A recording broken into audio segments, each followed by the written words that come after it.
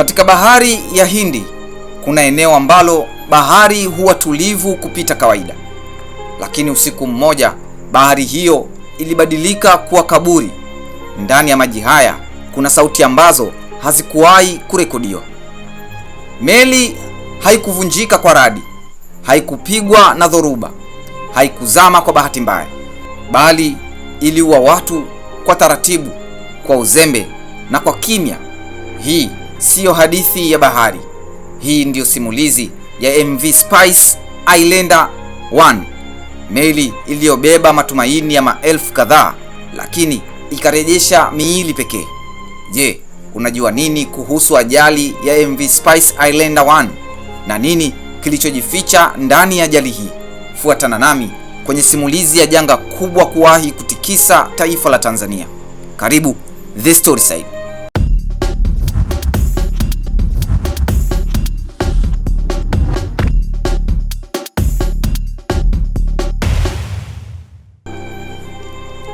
Usiku wa tarehe 10 Septemba 2011, bahari ya Hindi ilikuwa tulivu, kinyume kabisa na kile kilichokuwa kikiandaliwa chini ya nyota. Ndani ya meli, sauti za vicheko, mazungumzo na watoto wakicheka zilipotea taratibu, kama zikijua hatima yake.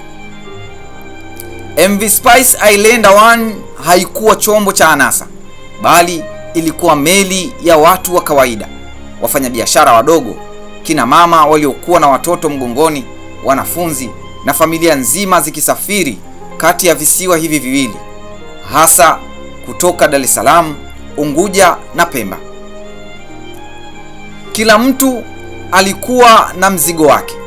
Kila mzigo ulikuwa na historia yake. Harufu ya chumvi, mafuta na jasho la abiria walioshika mizigo yao ilijaza meli yote. Kisheria, meli ilikuwa na mipaka ya idadi maalumu ya abiria, mizigo iliyopimwa na vifaa vya uokoaji vya kutosha. Lakini kwa vitendo, kila safari ilikuwa kuzidi mipaka hii. Abiria waliongezeka kwa dakika za mwisho. Mizigo ilipakiwa bila kipimo na hakuna aliyekuwa akihesabu watu kwa uhakika. Wote walijua meli hii hubeba zaidi ya uwezo wake, lakini kila wakati ilikuwa ikifika salama. Safari zikapita, wiki zikapita na miezi pia ikapita. Kila abiria aliyeijua meli hii alijua hatari, lakini hatimaye walijua bahari ilikuwa rafiki na hatari kwa wakati mmoja. Na usiku wa tarehe 10 Septemba 2011, hakuna aliyebaini kuwa bahari ingekuwa mbaya zaidi kuliko historia yoyote waliyoshuhudia. MV Spice Islander ilikuwa meli ya abiria iliyojengwa mwanzoni mwa mwaka 1967 nchini Uholanzi, ikipewa jina la MV Mariana, ikifuata majina kadha wa kadha kabla ya kuitwa MV Spice Islander. Meli hii iliundwa kwa falsafa ya kudumu muda mrefu, si kubeba watu kupita kiasi. Ilikuwa na urefu wa takriban mita 60 mpaka 70, upana wa takriban mita 11 hadi 12, staha ya chini ambayo ni ya mizigo na abiria, na staha ya juu ni ya abiria pekee. Kufikia mwaka 2011, MV Spice Islander 1 ilikuwa na umri wa zaidi ya miaka 40 baharini. Kwa mujibu wa nyaraka za usajili wa meli na taarifa za mamlaka husika, uwezo wa juu wa kubeba abiria ulikuwa ni takriban abiria 645, wakiwemo wafanyakazi. Uwezo wa mizigo ulioruhusiwa ni kati ya tani 25 hadi 30, ukiwa umesambazwa sawa sawa. Huo ndio ulikuwa mstari wa usalama wa meli hii.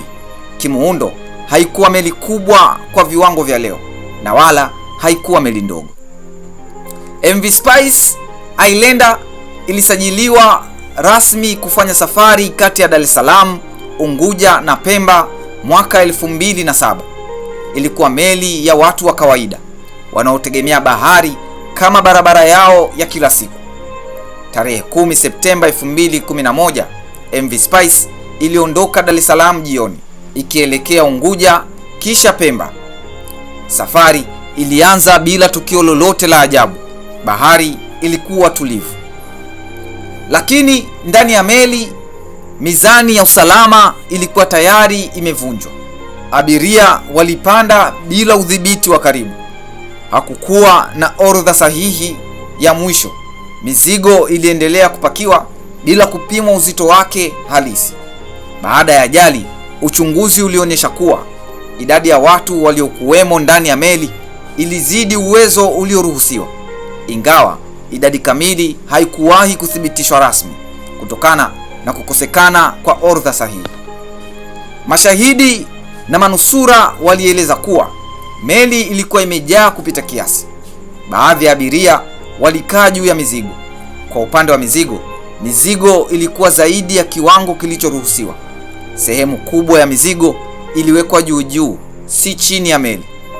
Hali hii iliharibu usawa wa meli taratibu, bila kuonekana kwa mara moja. Hali hii haikuwa mpya.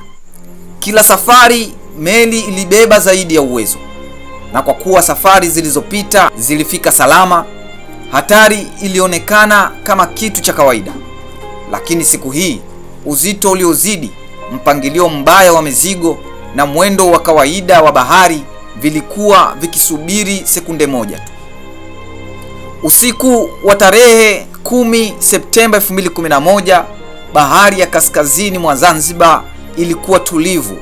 Hakukuwa na dhoruba, hakukuwa na upepo mkali, na wala hakukuwa na onyo lolote kutoka katika vyombo vya usalama baharini. Lakini ndani ya MV Spice tatizo lilikuwa tayari limekomaa. Kadiri meli ilivyoendelea kusogea kuelekea eneo la Nungwi, uzito uliobebwa bila mpangilio ulianza kujionyesha. Meli ilianza kuegemea upande mmoja taratibu, si kwa ghafla, bali polepole, kwa hila, kana kwamba ni kitu cha kawaida. Abiria wengi hawakutambua hatari. Wengi walidhani ni mwendo wa kawaida wa bahari. Wengine walikuwa wamelala, wengine walikuwa wamebanwa juu ya mizigo bila nafasi ya hata kusimama. Ndani ya dakika chache, mwelekeo wa meli ulianza kubadilika zaidi. Upande mmoja wa meli ulianza kuwa mzito kuliko mwingine. Mizigo iliyokuwa imepangwa juu iliteleza kidogo kidogo, ikifuata mvuto wa uzito. Hapo ndipo usawa wa meli ulipovunja kabisa. Mashahidi waliosalimika walieleza kuwa meli ilianza kuyumba kwa nguvu zaidi. Maji ya bahari yakaanza kuingia kupitia madirisha na milango ya chini. Hakukuwa na tangazo la dharura, hakukuwa na mwongozo wa nini kifanyike, na wala hakukuwa na muda wa kupanga chochote. Ndani ya sekunde chache hofu ilianza. Watu walijaribu kusogea upande mwingine wa meli, lakini kufanya hivyo kuliongeza tatizo. Uzito wa miili ya watu ulizidi kuharibu usawa. Meli haikupasuka, haikugongwa, na wala haikukumbwa na dhoruba, bali ilisalimu amri kwa uzito uliokuwa umeibeba. Katika giza la usiku, karibu na mkondo wa Nungwi, ghafla meli ilipinduka upande mmoja. Ndani ya muda mfupi sana, meli iligeuka kutoka chombo cha usafiri na kuwa mtego wa kifo. Abiria waliokuwa ndani walitupwa ovyo, wengine walinaswa chini ya meli, wengine walijikuta baharini bila hata kujua walitokaje. Kelele za hofu, vilio na sauti za kuomba msaada zilitawanyika juu ya uso wa bahari. Giza lilifanya kila kitu kuwa kibaya zaidi. Hakukuwa na mwanga wa kutosha na hakukuwa na mwelekeo. Watu walipambana si na bahari pekee, bali na hofu, giza na kuchoka. Ndani ya dakika chache tu, safari ya kawaida iligeuka kuwa janga. Mamia ya maisha yaliwekwa kwenye hatari. Bahari tulivu ikawa shahidi wa uzembe wa binadamu. Na pale meli ilipopinduka, kile kilichofuata hakikuwa tena mikononi mwa abiria. Habari za ajali zilianza kufika ufukweni saa chache baadaye kupitia wavuvi wa eneo la Nungwi. Manusura walioweza kuogelea hadi karibu na ufukwe, taarifa zisizo rasmi zilizopita kwa haraka. Wavuvi wadogo walikuwa wa kwanza kufika, sio kwa amri na wala sio kwa vifaa maalum, bali kwa huruma na ujasiri. Boti ndogo za uvuvi zilianza kuchukua manusura mmoja mmoja. Wengine walikuwa hawazungumzi, wengine walikuwa wanalia kimya kimya, na wengine walikuwa wamepoteza fahamu. Alfajiri ilipofika, ukubwa wa janga ulianza kuonekana. Bahari ilitoa miili, ufukwe ulipokea waliopoteza maisha. Watu walikuwa wakitazama ili kutambua ndugu, na wengine wakitafuta majina. Serikali, vyombo vya ulinzi na taasisi za uokoaji ziliingia rasmi katika operation wakati mengi yalikuwa tayari yametokea. Hata vyombo vya habari havikuwa na taarifa. Hivyo wakati MV Spice Islander 1 inazama, vyombo vya habari vilikuwa vikiendelea na programu zao za kila siku na kuufanya umma wa Tanzania kutokujua kinachoendelea. Kutokana na kukosekana kwa orodha sahihi ya abiria, idadi kamili ya waliokuwemo ndani ya meli haikuwahi kuthibitishwa rasmi. Idadi ya manusura ilibaki kuwa ya makadirio. Idadi ya waliopoteza maisha ilitangazwa kwa namba tofauti tofauti. Lakini jambo moja lilikuwa wazi: zaidi ya watu 1000 walipoteza maisha yao. Hili ndilo lililofanya ajali ya MV Spice Islander 1 kuwa majanga makubwa zaidi ya baharini katika historia ya Afrika Mashariki. Wengi wa waliokufa hawakuwa kwenye orodha yoyote. Walikuwa wafanyabiashara wadogo, wanafunzi, mama na watoto, na watu waliokuwa wanarudi nyumbani. Hakukuwa na orodha ya mwisho ya majina. Kulikuwa na makaburi ya pamoja. Kulikuwa na familia zisizopata majibu kamili, na kwa wengi bahari ilibaki na siri zao. Ajali hii haikusababishwa na dhoruba ya mkondo mkali, haikusababishwa na hali ya hewa, na haikutokea kwa ghafla. Ilikuwa ni mkusanyiko wa uzembe, ukimya na mfumo uliokubali kuchukua hatari kuwa kitu cha kawaida. Na usiku ule bahari ya Nungwi ikawa kaburi lisilo na mipaka. Bahari haikuwaua watu hawa peke yake, bali uzembe ndio uliowaua ndugu na jamaa zetu. Ajali ya MV Spice Islander haikuwa ya bahati mbaya.